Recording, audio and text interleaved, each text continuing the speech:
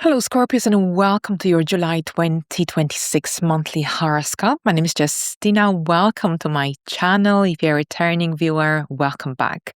All right, so today we are going to look at the events, some of the most important events happening in the month of July, and I'll tell you how they may influence your life on a deeper level. I follow Western astrology tropical zodiac, and these horoscopes are most accurate for your rising sign, also called the ascendant sign. However, you can also watch them for your moon sign or your sun sign if you wish, just to get a bigger picture and a wider perspective upon your life. And let's begin with the first event, and this is Neptune. Neptune turning retrograde in the sign of Aries at 4 degrees on the 7th of July. So here Neptune turns retrograde in your area of everyday life, everyday routine, lifestyle,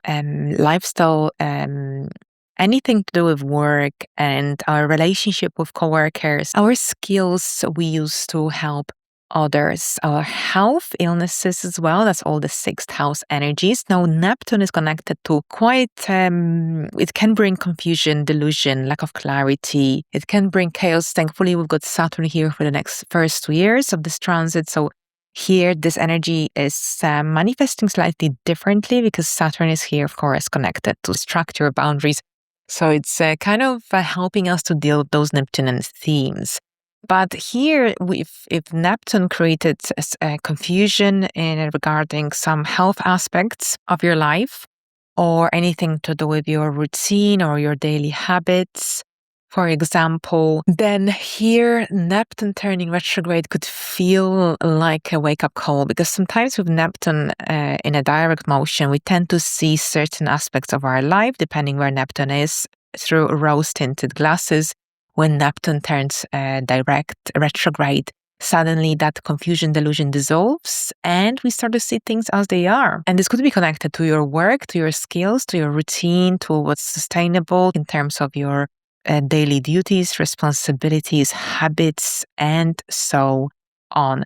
So here at the beginning of the month, Neptune turns retrograde, and then later in the month, towards the end, Saturn will join Neptune. So here there's a major restructuring phase going to occur in the upcoming months with both Saturn and Neptune retrograde in this area of your life. So it's essential to also think about what happened, what new structures you established in the last 6 months, new habits, and what do you feel like isn't working anymore, and what could possibly change to simplify your life, to simplify your routine. So here, these two planets are here to help you to decide to realize that. All right, so on July the 9th, Venus, the planet of love, relationships, enters Virgo. Virgo here, that's your 11th house. It's actually a really good placement for friendships, because with Virgo on the 11th house cusp, as there were a few comments in the June horoscopes, some people commented that it's difficult to hear with that Virgo energy for Scorpio rising to find your tribe, to find lasting friendships. And so this is actually a really lovely time for building these connections in life, for generally engaging in some events within your community, maybe some day retreats or some fairs, for example. It's a good time for generally here, and that harmonious and pleasant energy comes through engagement with groups and with communities. So it's a good time also for building connections within your immediate environment and within some groups, within like-minded people. Venus is connected to feminine energy, and Venus is connected to harmony and balance. This energy really, really harmonizes this area of your life. Venus is the ruler of your 12th house, and of course, the ruler of your 7th house. So at the same time, this could be a good time also for even doing something with your friend. Maybe, for example, if you have someone that you're close with, like a good friend, going together to some group festival or workshop It could be a quite an interesting and nurturing experience here for you during the duration of this transit throughout the month of July. And then on the 13th of the month, Venus squares Uranus. So Venus and Uranus square here on the 13th. And this is happening between your Virgo house, which is the 11th house, and Uranus house, which is the 8th house currently.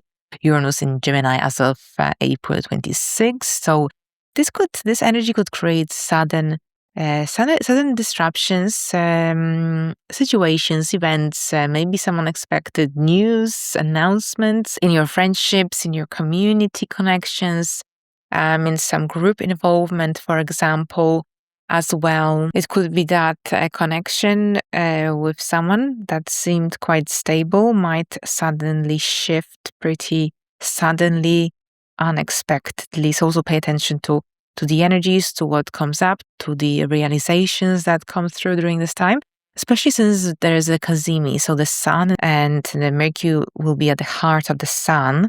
That's the Cazimi, but Mercury is retrograde. Remember, Mercury is retrograde until July the 23rd, which also indicates that this isn't a good month for jumping too quickly into conclusions, for rushing too quickly with decisions without thinking them through. So Mercury retrograde Cazimi on the 13th at 20 degrees, which is in your 9th house of foreign places, foreign travel, higher learning, self-growth, self-development. This is about something here returning from the past. Maybe you will be questioning some of your life philosophies.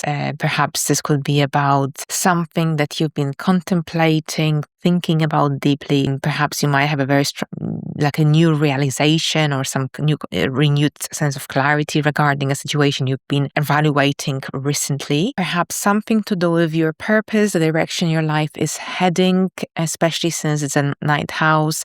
So for this reason, something that you've been contemplating, thinking about, it might suddenly click. Especially since on the 14th, there is a new moon happening in the sign of Cancer. And this new moon will be at 21 degrees of Cancer in your 9th house. So here again, new moons are connected to new beginnings. New moons are connected to fresh energy, but Mercury is retrograde conjoined this new moon. So here, this could see you returning to some studies, workshop courses, anything that offers that sense of growth and development might really resonate. You might be giving something another chance, another go. Maybe you'll be republishing a book, for example, a project. This could also see you looking slightly deeper at your belief system, your life philosophy, for example, as well. So it's all about foreign people, places, travel. But because of the retrograde phase of Mercury, it could be about a matter returning from the past, something unfinished, something left or forgotten might resurface around this time. And perhaps giving you a chance for looking at it from a different light or perspective. On July the 23rd, on the other hand, Mercury turns direct at 16 degrees of Cancer. So whenever a planet stations direct from a retrograde motion, this is a time that when this planet is like, it's like waking up from a long sleep. So it begins to regain strength and you might finally experience that sense of momentum, things moving forward, especially in regards to anything to do with publishing and higher learning, self-growth, self-development, anything to do with travel as well, anything that would have come up around the new moon as well, and the Mercury retrograde and the Sun Cazimi. Things are moving forward. You're regaining the clarity you may have lacked, and it's easier to process those thoughts and feelings that you may have had throughout the month of July.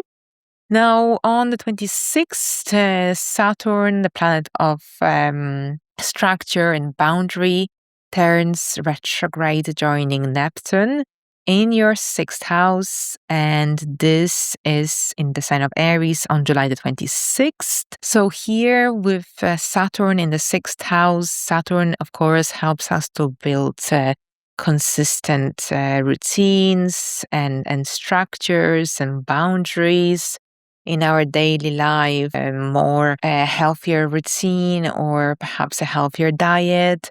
So Saturn gives us a lot of discipline, determination to follow through. And when Saturn is retrograde, this is a time when we begin to review what we have built in the initial months of 2026, what's working, what isn't. So here, Saturn and Neptune both retrograde for a good few months, and they will help you to realize what is working, what is sustainable in your daily life, in your daily reality, what doesn't make sense, what is misaligned, what needs to change, and what was built on rocky foundations, or maybe some illusions, things that basically are unrealistic, unsustainable.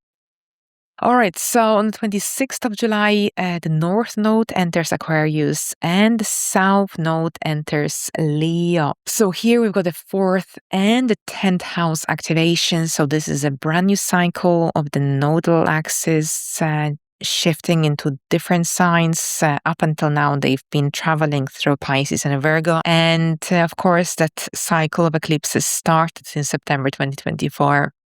This was also the case here with these eclipses and nodes. We had the first eclipse of this brand new cycle back in February in Aquarius. And now the nodes are only moving into these brand new signs here at the end of July. So wherever the South Node is transiting our birth charts, this is the area that of letting go, an area of life that needs to be especially reinvented, and the area where you will have to implement more effort, more energy into seeing substantial outcomes and results. We need to look at a bigger picture here. Of course, every 6 months until early 2028, there will be reoccurring eclipses in these houses. Jupiter is also coming here. It is already here in your 10th house at this point. So offering these moments of growth and abundance. Sometimes I know people say nothing happened for them when Jupiter was transiting their 10th house. So how does it work? So first of all, we need to look at what planets we have in the 10th house, because whenever these placements are activated, especially the 10th house, the ruler of the 10th house, the ruler of the MC, these are especially times of growth in the career sector. So if Jupiter doesn't activate anything, then it's an easier flow of energy, but opportunities don't just happen. We need to take the initiative. And at the same time, we need to look at the activation of our natal placements. If you're currently going through Saturn oppositions, for example, or any midlife transits, or perhaps Saturn opposing your Sun or your Moon, for instance, then you will see that it's more difficult to take advantage of Jupiter transit in your 10th house, because you are too preoccupied with, your health or your home situation, and it's more difficult to focus on career growth. So for this reason, during these sort of moments, we need to push. We need to push deeper and further to really feel. To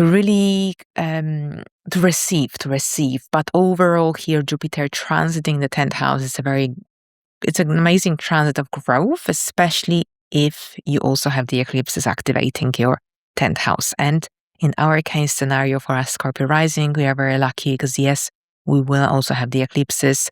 This is the very first opportunity for many, many years that we Scorpios will be able to finally achieve some success, or at least some substantial luck in the sphere of career. There's a lot of letting go as well, and you'll be redefining what success means to you, your priorities. This could also mean that your status might change. You might become a mother or a grandmother, or you might become a fiancé or wife. So this is also very possible because, of course, we are going to have the 10th and the 4th house activated. The South Node will be in the 10th, the North Node in the 4th. This is a kind of cycle when people often move, relocate, renovate their house. So this is something that may happen as well. Very often it does. Either big renovations or move, relocations, changes in the family dynamics, change of status, career-related shifts and changes, improvements. Maybe if you're retired, maybe a new side hustle, a new hobby, interest, maybe some involvement in the community. for example, more popularity within your community. For instance, as well, this will depend on your circumstances. We've got the very first eclipse of this in Leo, the second in this cycle, the first in Leo on August the 12th. So here, while the eclipses are the ones that make things happen. So we have one coming up in August, which is very exciting. Right. So then on the 27th, we've got the Sun and Pluto opposition. At this point, we've got to build up toward a very intense full moon that will conjoin Pluto retrograde, which is the modern ruler of Scorpio. But on the 27th, 27 is quite a tense day, because it generally oppositions with Pluto. Oppositions are connected to other people influence in our life. And opposition from Pluto often in that someone is trying to dominate us, make us feel vulnerable. And there's a clash of energy. So it's essential to be clear, honest, and stay away from trouble, because this is the kind of energy that could lead to power struggle, power dynamics, especially here in regards to your career ambitions and your home life. So it could be that something in your public life directly impacts your emotional foundations, your well-being, for example. Maybe something happening in your public life, in your outside world, is causing a certain degree of transformation in your inner world, private life. So this is in a way a time to face the truth, but this could be a time of also things finally clearing, especially before the full moon, which takes place on the 29th of July at 6 degrees of Aquarius. So this full moon will activate your 4th house. It's a full moon. Full moons tend to illuminate what we usually overlook, ignore, neglect. That's your 4th house, your family, your emotional foundations, anything to do with your emotional well-being. And of course, the solar point is in Leo, your 10th house. We've got a conjunction between the Sun and Jupiter. So while the full moon is aligned with Pluto retrograde in your 4th house, here, we also have a beautiful, one of the luckiest transits of the year, the Sun and Jupiter conjunction on the very first day. So there's a very, very different dynamic. On the one hand, there is that Plutonic energy, which is very intense and transformative, forcing us to face what we've been avoiding. But on the other hand, there is a beautiful, abundant energy that wants us to grow, that brings opportunities, especially if you have any placement at around 6 degrees of Leo. So keep an eye on that. But overall here with the full moon, this is connected to your home situation, family situation that needs your attention, that needs your energy and needs to be resolved, needs to be assessed, reevaluated. Here Pluto brings energy of transformation. So this could be a peak of a situation related to your home and family that is reaching a turning point and needs your attention, needs a resolution, needs to be addressed. So see what surfaces around this time. We'll cover it more in depth closer to the time. In the meantime, have a great month, and until the next time, bye for now.